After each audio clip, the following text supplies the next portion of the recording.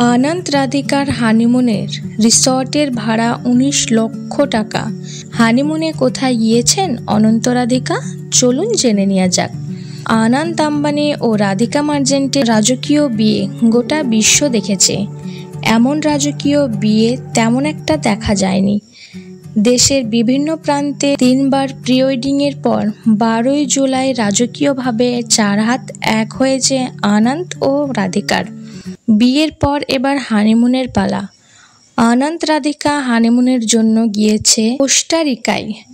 Paris থেকে গিয়েছে সেখানে। গত ১ আগস্ট তারা কোস্টারিকায় পৌঁছান।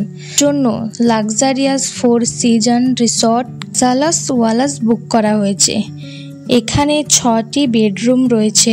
প্রশান্ত মহাসাগরের তীরে অবস্থিত এই রিসর্টটি ১৮,৪৭৫ স্কোয়ার ফিটের ওপর তৈরি করা হয়েছে এই রিসর্ট।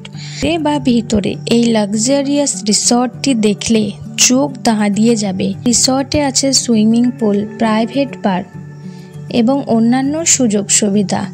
এই রিসর্টটি বুক করতে হলে খরচ হয় $২০,০০০, অর্থাৎ প্রায় ১৯ লক্ষ টাকা।